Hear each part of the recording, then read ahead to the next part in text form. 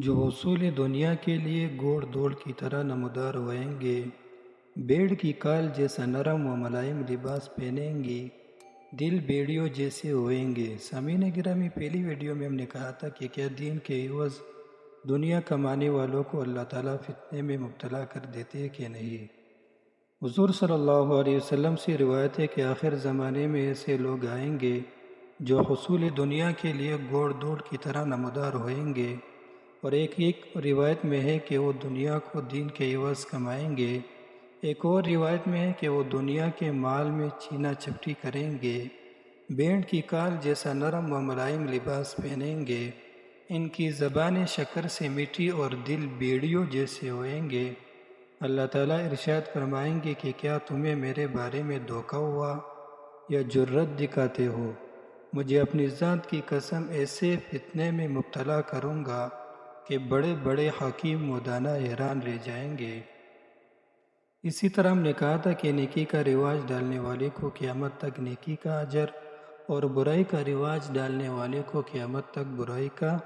گناہ ملتا رہے گا یا نہیں۔ حضور صلی اللہ علیہ وسلم کی خدمت میں ایک بندہ حاضر ہو کر عرض کیا کہ یا رسول اللہ، میں چھپ کر کوئی عمل کرتا ہوں مگر وہ کسی طرح ظاہر ہو جاتا ہے جس پر میرا جی بھی خوش ہو جاتا ہے، کیا مجھے اس میں اجر ملے گا؟ فرمایا تجھے اس کے چھپانے کا بھی اجر ملے گا اور اظہار کا بھی۔ فقیر رحمہ اللہ فرماتے ہیں کہ مطلب یہ ہے کہ عمل ظاہر ہو جاتا ہے، لوگ اس کی پیروی کرتے ہیں تو اس طرح اس کو دو اجر ملیں گے، ایک اپنے عمل کا، دوسرا لوگوں کے لیے نمونہ بننے کا۔ اسی طرح سامعین گرامی، کیا اللہ تعالیٰ عمل کرنے والے کے باطن کو دیکھتے ہیں یا اس کے ظاہر کو؟ ابن مالک رحمہ اللہ اپنی سند کے ساتھ حضرت ابو حبیب رضی اللہ تعالیٰ عنہ سے روایت کرتے ہیں کہ حضور صلی اللہ علیہ وسلم نے ارشاد فرمایا کہ فرشتے اللہ تعالیٰ کے بندوں میں سے کسی بندے کے عمل کو لے کر چڑھتے ہیں، اس کو بہت بڑھاتے چڑھاتے ہیں اور اس کی تحسین و توصیف کرتے ہیں بارگاہ خداوندی میں، جہاں تک اسے منظور لے کر پہنچتے ہیں۔ تو باری تعالیٰ فرشتوں سے بذریعہ وحی ارشاد فرماتے ہیں کہ تم میرے بندے کے عمل کے محافظ ہو، حفاظت کرنے والے ہو، اور میری نگاہ اس کے باطن قلب پر ہے، یعنی اس کے دل پر۔ میرے بندے نے اپنا عمل میرے لیے خاص نہیں کیا، لہٰذا اس کو سجین میں لکھ دو، اور ایک بندے کے عمل کو لے کر جاتے ہیں جسے وہ ہیچ اور حقیر جانتے ہیں۔ اللہ تعالیٰ اس کی طرف وحی فرماتے ہیں کہ تم میرے بندے کے عمل کے نگران ہو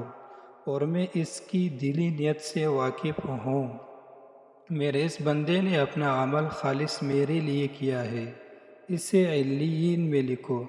اس حدیث پاک سے معلوم ہوا کہ چھوٹا سا عمل جو اللہ کی رضا کے لیے ہو، اس بڑے عمل سے بہتر ہے جو غیر اللہ کے لیے کیا گیا ہو، کیونکہ تھوڑا سا عمل جب اللہ تعالیٰ کی رضا کے لیے ہوگا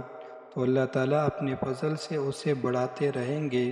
جیسے کہ ارشاد پاک ہے کہ اگر ایک نیکی ہوگی تو اس کو کئی گنا کر دیں گے اور اپنے پاس سے اجر عظیم دیں گے،